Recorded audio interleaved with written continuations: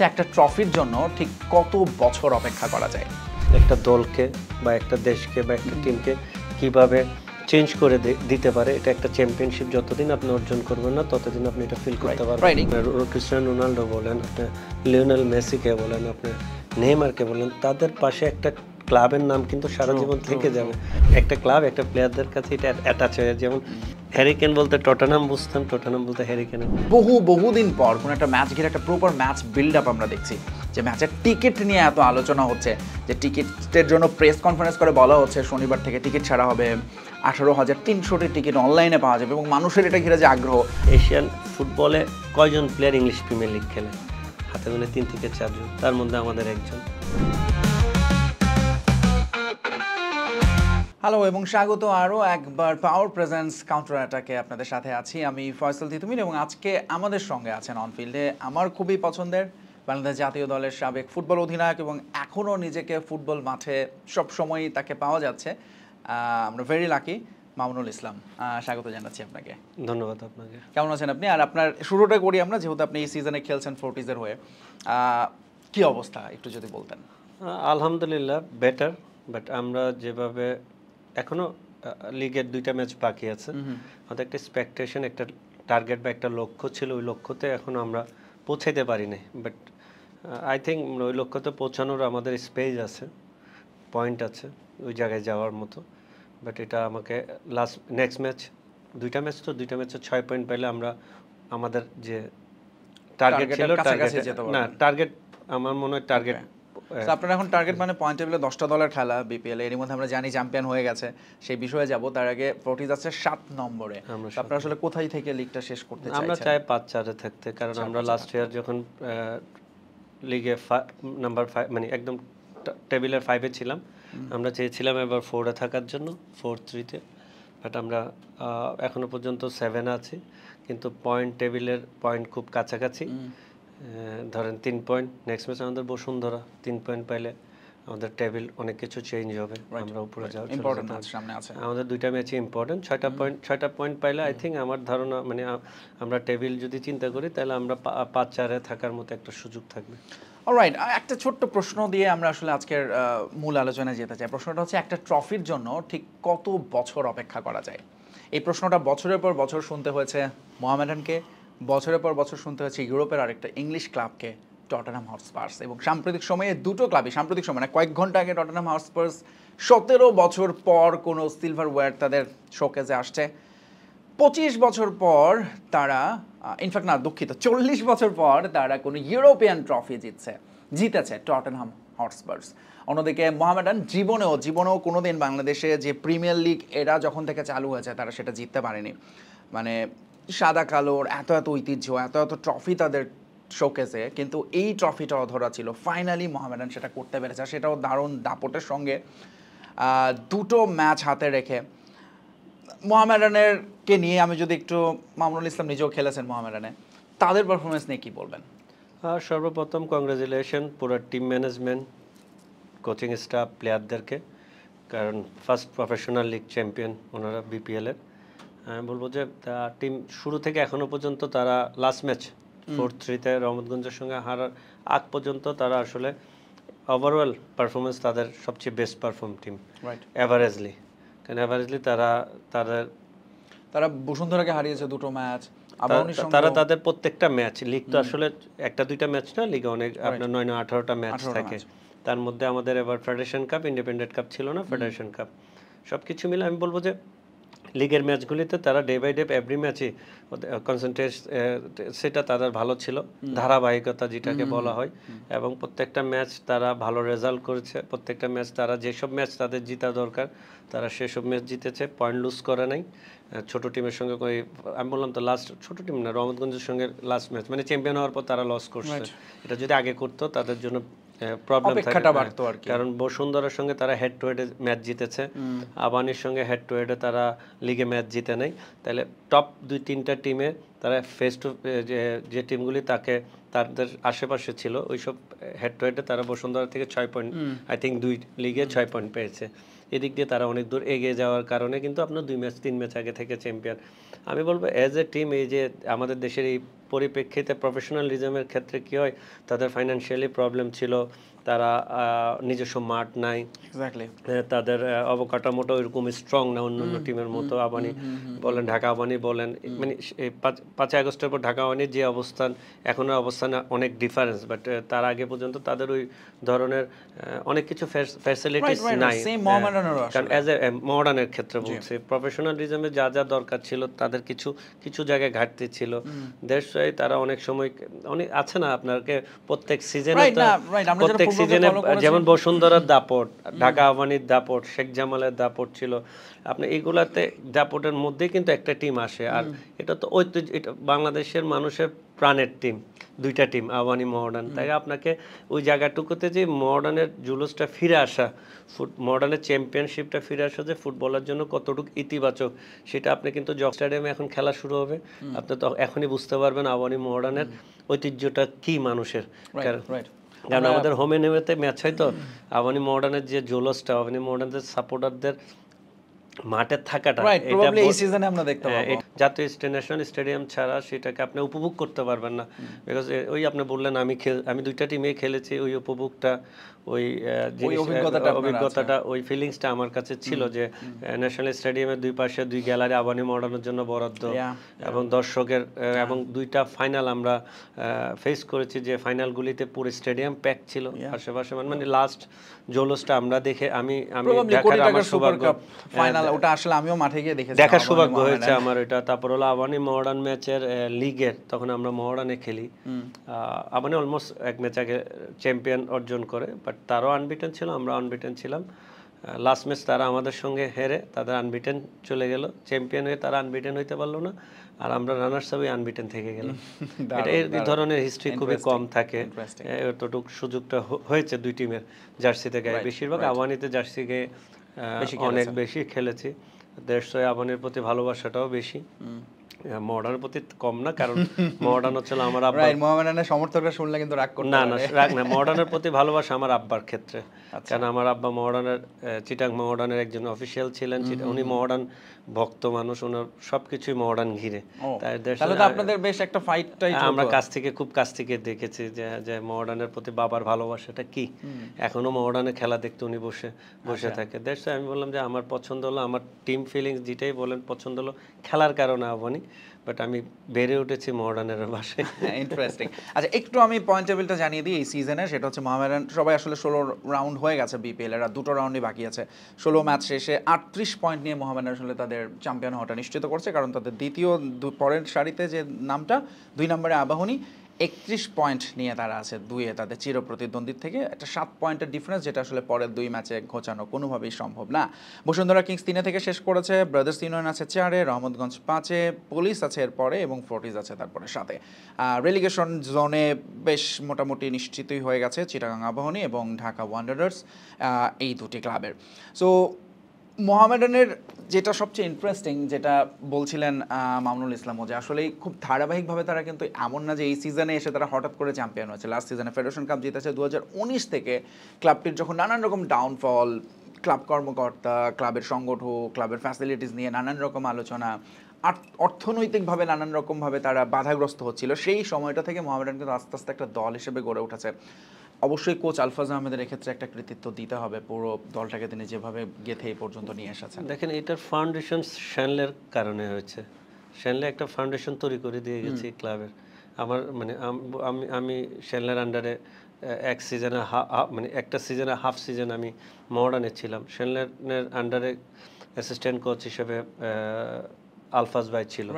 শ্যানলের যে মানসিকতা প্লেয়ারদের, যে আপনার সুলাইমান কিং বলেন, শ্যানলের যে মানে মানসিকতা তৈরি করে দিয়েছে যে প্রেসিং ফুটবল খেলে কি করা যায়, সেটা আলফাজ ভাই সেটা কন্টিনিউ করেছে।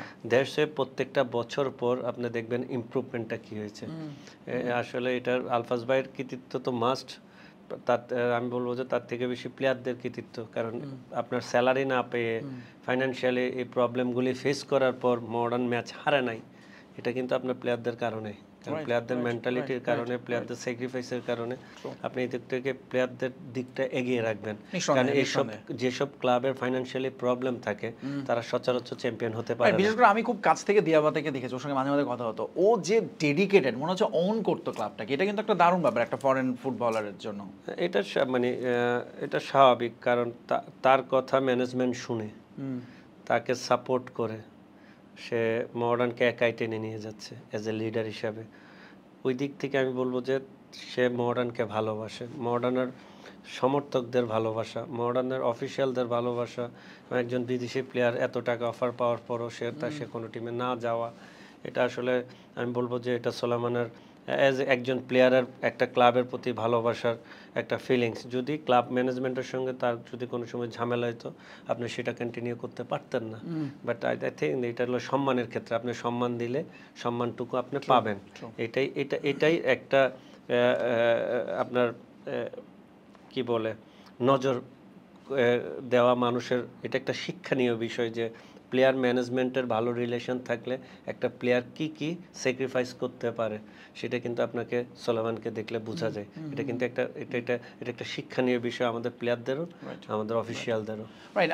মোহামেডানের এখন এই মুহূর্তে চলছে প্রিপারেশন সেলিব্রেশনের, তবে আমি নিশ্চিত যে তাদের আসলে উদযাপনের পাশাপাশি আমার মনে হয় তারা আরও অন্যান্য দিকেও নজর দেবে, কিভাবে এই সাফল্যটাকে ধরে সামনের দিকে এটাকে আরও বেশি সাস্টেইনেবল করা যায়, কিভাবে ক্লাবের অন্যান্য যে বিষয়গুলো নিয়ে আমরা আলাপ করছি সেগুলোতে তারা আরও ডেভেলপমেন্টের দিকে নিশ্চয়ই নজর দেবে বলে আমরা আশা করতে পারি। আমরা পাওয়ার জেনারেশন,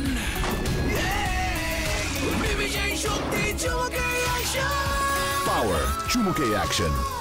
জাতীয় স্টেডিয়ামের কথা যখন বলছিলাম, আসলে জাতীয় স্টেডিয়ামে খুব শীঘ্রই এখন যে ম্যাচটি ঘিরে এত আলোচনা, এই প্রথম বোধহয় বাংলাদেশের কোনো ম্যাচ ঘিরে, এই প্রথম না ঠিক, ইন্ডিয়ার সঙ্গে ম্যাচে হয়েছে অফকোর্স সেটা হামজা চৌধুরীকে নিয়ে, কিন্তু ঘরের মাঠে বহুদিন পর কোনো একটা ম্যাচ ঘিরে একটা প্রপার ম্যাচ বিল্ড আপ আমরা দেখছি, যে ম্যাচের টিকিট নিয়ে এত আলোচনা হচ্ছে, যে টিকিটের জন্য প্রেস কনফারেন্স করে বলা হচ্ছে শনিবার থেকে টিকিট ছাড়া হবে, 18,300টি টিকিট অনলাইনে পাওয়া যাবে, এবং মানুষের এটা ঘিরে যে আগ্রহ, আমাকেই অনেকে জিজ্ঞেস করছিলেন টিকিট পাবো কিনা, অনফিল্ডে অনেকে জানতে চাচ্ছিলেন আমরা টিকিট কীভাবে কালেক্ট করবো।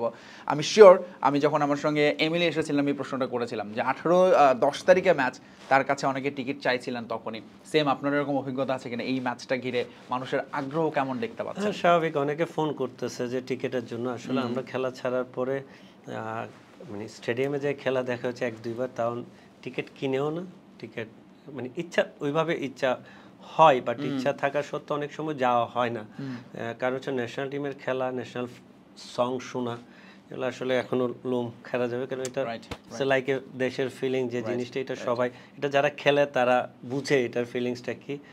আমার মনে হয় যে এখন যে প্রেশারটা, টিকিটের প্রেশারটা, এটা আসলে থাকাটাই স্বাভাবিক। কারণ হচ্ছে ফোকাস সব কিছুই আমাদের ম্যাচ জিতা নিয়ে। আমাদের ন্যাশনাল স্টেডিয়ামে ফার্স্ট ম্যাচ হবে ন্যাশনাল রেনোভেশনের পর, এবং মানুষের আশা যে এই world cup qualify, I think world cup qualify ম্যাচে আমরা ভালো কিছু এফসি এশিয়া কাপের ম্যাচে আমরা ভালো, এই গ্রুপে ভালো কিছু করব আমি আশা করি পার্সোনালি। কারণ ইন্ডিয়ার সঙ্গে আমাদের ড্র, যদি আমরা হোম ম্যাচে সিঙ্গাপুরের সঙ্গে জিতি আমরা টপে থাকবো। এখন সব কিছু মিলে আমি বলবো যে আমাদের দেশের না, ওয়ার্ল্ড ফুটবলে প্রত্যেকটা ম্যাচই ইম্পর্টেন্ট।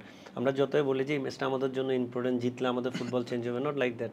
যে আমরা জিতলে আমরা জিতাটা ধারাবাহিকতায় পরিণত হবে। যারা যে দর্শকরা আমাদের সাপোর্ট দিতে আসবে, জিতার পর তারা আরো দ্বিগুণ সাপোর্ট দিতে আসবে। একটা ফুটবল কালচার দেশ আমরা তখন পরিণত হয়ে যাব। যতদিন আপনি একটা ফুটবল কালচার দেশ পরিণত হবেন না, ততদিন আপনি সাকসেসে যাবেন না, সাকসেসফুল হবেন না। কারণ আপনি ওয়ার্ল্ড ওয়াইডে যদি দেখেন, আপনি ওয়ার্ল্ড ফুটবলে যদি দেখেন, আর্জেন্টিনা কেন চ্যাম্পিয়ন হয়? তারা ফুটবল কালচার একটা দেশ। ফ্রান্স কেন চ্যাম্পিয়ন হয়? তারা ফুটবল কালচার দেশ। প্রত্যেকটা এই প্রসঙ্গে মামুনুল, আমাদের ক্ষেত্রে ফুটবল কালচারের যদি আমি বলি, একটা নতুন কালচার বা ট্রেন্ড আমরা দেখতে পাচ্ছি, যেটা জামাল ভুঁইয়াকে দিয়ে শুরু, আপনি খেলেছেন একসঙ্গে, এরপর হামজা চৌধুরী, তারপর এখন শামিদ সোমকে নিয়ে কথা হচ্ছে, ফাহমিদুলকে নিয়ে কথা হচ্ছে।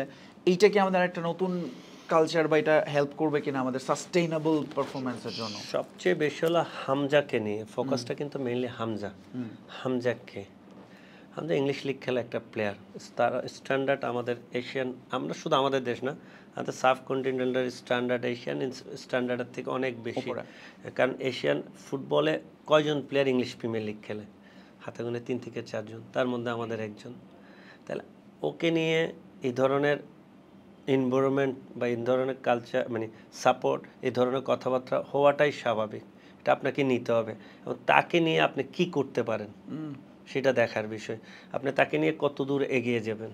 কারণ একটা প্লেয়ারের এজ মানে একটা প্লেয়ারের পারফরমেন্স সবসময় থাকে না, 2-3টা বছর বলেন, 4টা বছর বলেন, 5টা বছর বলেন, পিক পারফর্ম থাকে। এই পিক পারফর্মে আপনি দেশের তাকে দিয়ে দেশের ফুটবল কতটুকু ইমপ্রুভমেন্ট করতে চাচ্ছেন, সব কিছু মিলে আমাদের ফোকাসগুলি ওই দিকে হইতে হবে। তাকে ঘিরেই কিন্তু বাংলাদেশের ফুটবল এখন, তাকে নিয়েই সবচেয়ে আলোচনা। Now he is a superstar in আমাদের বাংলাদেশের। আপনাকে চিন্তা করতে হবে এখন তাকে নিয়ে আমাদের কি করণীয়, এটা হলো ম্যানেজমেন্টের ব্যাপার। আর আমরা যারা সাপোর্টার, এখন আমি তো সাপোর্টার, কারণ আমি খেলা দেখব, সাপোর্ট করব প্লেয়ার, দেশে আমাদের কি করণীয় হচ্ছে, আমাদের সাপোর্ট করা উচিত বেশি বেশি করে পজিটিভলি। আমরা বেশিরভাগ নেগেটিভ ইস্যু তৈরি করি, নেগেটিভ থেকে পজিটিভলি আমরা ইস্যু তৈরি করি, দেখবেন 1টা 2টা নেগেটিভ থাকবে, হাতের 5 আঙ্গুল যখন সমান না, আপনার ভালো খারাপ মিলেই কাজ হবে। বাট আমি মনে করি যে আমাদের রেজাল্ট যেরকম ইম্পর্টেন্ট, এই সত্ত্বেও আমাদের ফাউন্ডেশনটা খুবই ইম্পর্টেন্ট, ম্যানেজমেন্ট আদার সব কিছু, আমাদের টার্গেট, আমরা বছরে কি এখনো টার্গেটে যেতে চাই, আমাদের ন্যাশনাল টিমের কোনো টার্গেট এখনো কি করা হয়েছে, সেট করা হয়েছে, আমাদের একটা গোল থাকতে হবে, আমাদের গোলগুলি আমরা কিভাবে যেতে পারবো সেটা আমরা সবার কাছে বলবো, অনেকে বলবে। বাট আমি যদি গোলই বলতে না পারি, আমি হঠাৎ 1 ম্যাচ জিতলাম, পরে 2 ম্যাচ হারলাম, এটাতে কোনো আপনার ইমপ্রুভমেন্ট থাকবে না। আপনি 1 ম্যাচ নিয়ে খুশি থাকবেন, পরের 2টা ম্যাচ নিয়ে আপনি আবার নিচে যাবেন। আমাদের কিভাবে day by day improvement, day by day আমাদের প্লেয়ারদের কিভাবে আমি সাপোর্ট দিয়ে আমি রেজাল্টগুলি আনতে পারবো। বাইরের দেশে যারা প্লেয়ার এখন আসতেছে, দেশি প্লেয়ার যারা খেলবে, তাদের যে আন্ডারস্ট্যান্ডিং, তাদের যে ড্রেসিং রুম শেয়ার করাটা আসলে এটা মাঠে তাদের যে নলেজ সবকিছু মিলে, আমি বলবো যে তাদের যে আন্ডারস্ট্যান্ডিংটা ভেরি ইম্পর্টেন্ট আমাদের, in the field and out the field. Out the field আপনি ম্যানেজ করতে পারবেন, ইন দ্য ফিল্ড তাদের সঙ্গে যে আন্ডারস্ট্যান্ডিং, এটা ভেরি কমিউনিকেশন, ফুটবলের কমিউনিকেশন। আমরা বলি, আপনি যদি এক টেবিলে বসে ভাত খেয়ে কথাই না বলেন, এটা কিন্তু এফেক্ট মাঠে আসবে, আপনাকে সবকিছুতে ঘিরে। সেটা কি মনে হয় যে এই যে ধরুন তারা তো আসবে 31 তারিখ থেকে বাংলাদেশ দলে ক্যাম্প শুরু হবে, ওই কয়েকদিনের প্র্যাকটিসে সেটা নিশ্চয়ই একটু ডেভেলপ, ওয়ার্ল্ড ফুটবলে ওয়ার্ল্ড ক্লাস প্লেয়ারদের ক্ষেত্রে এটা আসলে মানায় নেওয়া খুব ইজি, কারণ তারা জানে কিভাবে মানায় নিতে হয়। একটা ক্লাবে কত ধরনের প্লেয়ার খেলে, কত দেশের প্লেয়ার খেলে, আমি মনে করি তাদের যদি আমরা প্রপারলি সাপোর্ট করতে পারি, বেশিরভাগ আমি আমার দেশি প্লেয়ারদের যারা এখন ন্যাশনাল টিমে খেলে, রাকিব বলেন, তপু বলেন, সোহেল রানা বলেন, জামাল বলেন, সাদ বলেন, আমরা যারাই খেলি, গোলকিপার শ্রাবণ, জিকো, মিতুল যেটাই বলি, আমরা যদি প্রপারলি তাদের সাপোর্ট করতে পারি, আই থিঙ্ক আমরা সাকসেসফুল হব। মানে আমাদের এই লেভেলগুলিতে আমরা সাকসেসফুল হব। এটা তো আমাদের হাইয়েস্ট লেভেল। পরে কিন্তু আমাদের সাফ আছে, সাফের ট্রফিও আমাদের ইম্পর্টেন্ট, এসএ গেমসের ট্রফিও আমাদের ইম্পর্টেন্ট। কিছুদিন আগে 19 সাফ ফুটবল হয়েছে, আমরা রানার্স আপ হয়েছি, ট্রাইবেগারে হারছি, আমরা জিততে গিয়ে হারছি। আমরা হার থেকে তো শিখতেছি, একটা সময় আমরা রানার্স আপ হওয়ার জায়গাও যাই নাই, বাট এখন আমরা রানার্স আপ, চ্যাম্পিয়ন, আমাদের টার্গেট থাকবে। আচ্ছা, এবার রানার্স আপ হয়েছি, নেক্সট টাইম চ্যাম্পিয়ন হবো। এই টার্গেটগুলি আমাদের এই 19-এর প্লেয়াররাই তো আমাদের নেক্সট হিরো তারা। এই সব কিছু মিলে কিন্তু কালচারটা যদি আমরা যদি দেশের ফুটবলটা সুন্দরভাবে গুছাইতে পারেন ওনারা, ফুটবল কালচারটা তৈরি করতে পারেন। কারণ এখনকার অনলাইন বলেন, আউটসাইড বলেন, এই যে আল্ট্রাস, বাংলাদেশ ফুটবল ফোরাম যেটাই বলেন, তাদের যে ইয়ং জেনারেশনের যে ফুটবলের প্রতি ভালোবাসা, আগ্রহ, তারা সবকিছু কাজ ছেড়ে খেলা দেখা, এই যে সবই আসলে part of the culture, right? এরা যদি না আসে, তবে একই সঙ্গে কিন্তু আমি মনে করি, যেটা পার্সোনালি, আমাদের দেশের ক্লাব কালচারটা আসলে খুব জরুরি। যে কোনো দেশের আসলে ফুটবল ডেভেলপমেন্ট তো ক্লাবের হাত ধরে হয়, সেটাতে আমরা অনেক পিছিয়ে। আমরা ওই বললাম না, আমরা একটা সময় দেশ 2 ভাগে বিভক্ত থাকতো, আওয়ানি মডার্ন, আর কোনো কিন্তু আর ব্রাদার্স নাম্বার 3, একটা সময় শেখ জামাল আসলো, মুক্তিযোদ্ধা আসলো, শেখ রাসেল আসলো, বসুন্ধরা এসেছে, সাইপ স্পোর্টিং ক্লাব আছে। আমরা কি আসলে ওই কালচারটা তৈরি করতে পেরেছি, সাপোর্ট তৈরি করতে পেরেছি? এই যে হোমে হতে খেলাই, আমরা কি হোম গ্রাউন্ডের সাপোর্টটাকে নিতে পারি? বাট এই মুহূর্তে আরেকটা ক্লাবের কথা না বললেই না, টটেনহাম হটস্পার্স। তারা অসাধারণ একটা ট্রফি তাদের শোকেসে যুক্ত হয়েছে। টটেনহাম বেশ অনেক বছর পর একটা ট্রফি জিতলো, সেটা তো একটা সংখ্যা মাত্র, 17 বছর পর। 1985 সালে তারা সব শেষ ইউরোপিয়ান কাপ জিতেছিল, তারপরে আবার এসে তারা এই টুর্নামেন্টটা জিতলো, একটা ইউরোপা লিগ। এবং এই ম্যাচটা জেতার ফলে তাদের একসাথে 3টা কাজ হয়েছে। একটা হচ্ছে তারা আগামী বছর চ্যাম্পিয়ন্স লিগে এন্ট্রি পেয়ে যাচ্ছে, যেখানে লিগে তাদের অবস্থা যাচ্ছে তাই। নাম্বার 2 হচ্ছে তারা এখন ইউরোপিয়ান কাপ যে টুর্নামেন্টটা হবে, ম্যাচটা হবে, অর্থাৎ চ্যাম্পিয়ন্স লিগ উইনারের সঙ্গে তারা সেই ম্যাচটা খেলতে পারবে। এবং একই সঙ্গে সবচেয়ে বেশি আলোচনায় জেনে তিনি হচ্ছেন পোস্তেকগ্লু, অর্থাৎ এই কোচটা গ্রিক কোচ। তিনি সিজনের শুরুতেই ঘোষণা দিয়েছিলেন যে তিনি তার সব কিছু জেতেন সেকেন্ড সিজনে। খুবই অবিশ্বাস্য অ্যাকচুয়ালি তাই। এবং তিনি এখানেও সেই কাজটা করে দেখালেন। 2023 সালে দায়িত্ব নিয়েছিলেন, 25 সালে এসে তিনি দলকে একটা ইউরোপিয়ান ট্রফি এনে দিলেন। টটেনহামের জন্য নিঃসন্দেহে একটা দুর্দান্ত রাত কেটেছে। মামুনুল ইসলাম একটু বলবেন টটেনহামের এই সাফল্য তাদের জন্য কতটা দরকার ছিল, এবং ইংলিশ ফুটবল বা ইউরোপিয়ান ফুটবল আসলে এটা কি মিন করে?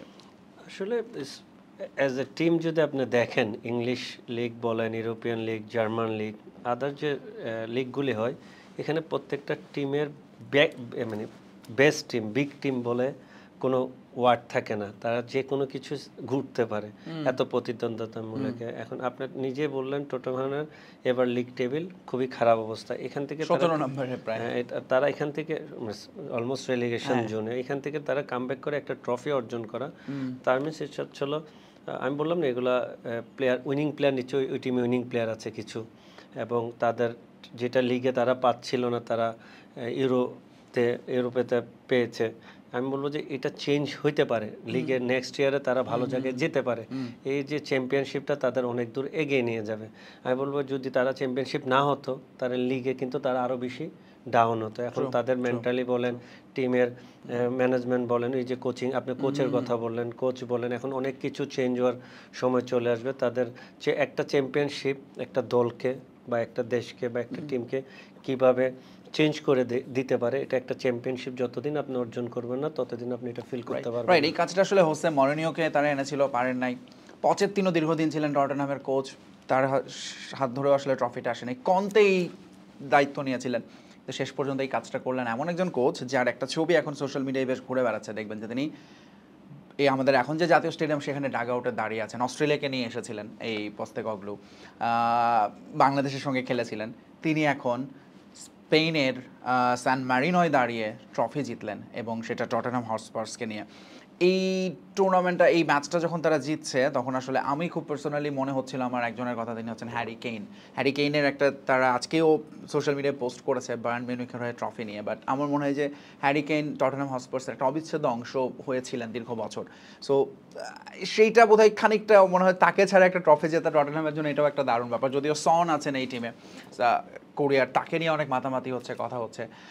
বাট একই সঙ্গে হ্যারি কেইনের একটা অভাব তো বোধহয় বোধ করবেই দর্শকরা বা তার ভক্তরা। স্বাভাবিক, একটা প্লেয়ারের, একটা টিম, পছন্দের টিম বলেন, টাইটেল বলেন, একটা প্লেয়ারের সঙ্গে একটা টিমের একটা সম্পর্ক বলেন, রিলেশন থেকে যায়। আপনি ওয়েন রুনি বলেন, আপনার ক্রিস্টিয়ানো রোনাল্ডো বলেন, আপনি লিওনেল মেসিকে বলেন, আপনি নেইমারকে বলেন, তাদের পাশে একটা ক্লাবের নাম কিন্তু সারা জীবন থেকে যাবে। তারা যদি 5টা ক্লাবেও খেলে, কিন্তু টাইটেল হিসাবে একটা ক্লাব তাকে, সে ক্লাবকে পছন্দ করে, ক্লাব তাকে পছন্দ করে।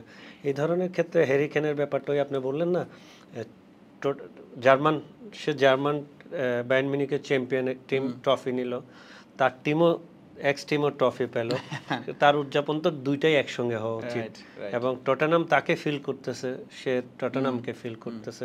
শুভেচ্ছা, মানে শুভেচ্ছাটা ওইভাবে হওয়া উচিত, কারণ অ্যাটাচের বাইরে কিছু না। একটা ক্লাব, একটা প্লেয়ারদের কাছে এটা অ্যাটাচ হয়ে, যেমন টটেনহাম বলতে আমরা হ্যারিকেন বলতে টটেনহাম বুঝতাম, টটেনহাম বলতে হ্যারিকেনকে বুঝতাম। অ্যাজ এ লিড ক্যাপ্টেন বলেন, অ্যাজ এ একটা striker, English premier top striker বলেন, সব কিছু মিলে এরকম আমি মনে করি যে এটা একটা ক্লাব সঙ্গে সঙ্গে একটা প্লেয়ারের ইচ্ছা, সে থাকলে হয়তো আরও ভালো হতো, সে না থাকার পরও কিন্তু সে ক্লাবের একটা অংশ। রাইট। আর এই সব কিছু আসলে ম্যাজিক ম্যান পোস্তেকগ্লু তার হাত ধরেই এসেছে। এবং একটু ফর দ্য ফ্যাক্ট জানিয়ে রেখেছে, তিনি যখন তার ফার্স্ট ম্যানেজারিয়াল ক্যারিয়ার সাউথ মেলবোর্নের হয়ে, সেখানেও তিনি সেকেন্ড সিজনে লিগ কাপ জেতেন। এরপর তিনি অস্ট্রেলিয়ার যে জাতীয় দলে দায়িত্ব নেন 2014 ওয়ার্ল্ড কাপে, সেখানে ওয়ার্ল্ড কাপটা যেরকমই কাটুক 15 সালে এসে অর্থাৎ পরের বছর তিনি এশিয়ান কাপ জেতেন, জাপানে যান এরপর কোচিং করতে, সেখানে যে লিগ জেতেন সেকেন্ড সিজনে, সবশেষ সেল্টিকে ছিলেন স্কটিশ ক্লাব, তাদেরকেও সেকেন্ড সিজনে তিনি ট্রফি এনে দেন এবং এখন টটেনহামে এসেও একই কাজ করেছেন। বাট স্টিল প্রিমিয়ার লিগে টটেনহামের যে অবস্থান পয়েন্ট টেবিল আমরা দেখছি তাতে আসলে তাকে নিয়ে আসলে এখনও হয়তো আলোচনা হবে বা একটা ডিসিশন হবে সামনে। কিন্তু আমরা যদি একটু ম্যানচেস্টার ইউনাইটেডের দিকে তাকাই, ইংল্যান্ডের সবচেয়ে দামি প্রভাবশালী ঐতিহ্যবাহী ক্লাব, সেই ক্লাবটা সবচেয়ে খারাপ সময় পার করছে। 1972-73 সবশেষ তারা রেলিগেশনে গিয়েছিল, তারপরে এতটা ওয়ার্স সিজন ম্যানচেস্টার ইউনাইটেডের কখনো যায়নি এবং নিশ্চিতভাবে একটা প্রেশারে থাকবেন তাদের এখনকার কোচ রোবেন অ্যামোরিম। যদিও আমরা সোশ্যাল মিডিয়ায় দেখছি যে তাকে নিয়ে প্লেয়াররা তাকে ব্যাক করছেন, ব্রুনো ব্যাক করছেন তাকে, বলছেন যে আসলে তাকে এই সিজন বা এই একটা সিজনে তাকে মূল্যায়ন করা যাবে না। বাট স্টিল ম্যানচেস্টার ইউনাইটেডের মতো ক্লাবের 16 নম্বর থেকে সিজন শেষ করা নিশ্চিতভাবে কোচের উপর একটা প্রেশার তো পড়বেই মামুনুল ইসলাম। স্বাভাবিক। ম্যানচেস্টার ইউনাইটেড হচ্ছে ইংলিশ লিগের one of the successful club এবং হচ্ছে টিমের সাকসেসফুল প্লেয়াররা, বেশিরভাগ প্লেয়ার এখন থেকে সাকসেসফুল হয়ে বাইরে হওয়া। আপনার যদি তাদের জেনারেশন বলেন, তাদের বেস্ট জেনারেশন ছিল Ryan Giggs, Wayne Rooney, Gary Neville, P Neville, right, Paul Scholes, মানে এদের বেস্ট টিমটা ছিল। বেজিক্স, Evra, one of the best generation ছিল। আমি বলবো যে এই অ্যালেক্স ফার্গুসন যে এই ক্লাবটাকে কিভাবে একটা বেস্ট ক্লাব তৈরি করতে তার যে অবদান ছিল, এরপরে কিন্তু যে কোচই আসছে তার কেউ সাকসেস হতে পারে না। এখন যে কোচ আছে সে চেঞ্জ করার ট্রাই করতেছে। মানে ম্যানচেস্টার একটা ফরমেশনে খেলতো, এক টিমের একটা ফিলোসফি থাকে, এই ফিলোসফি থেকে তারা বাইরে হতে চেষ্টা করছে।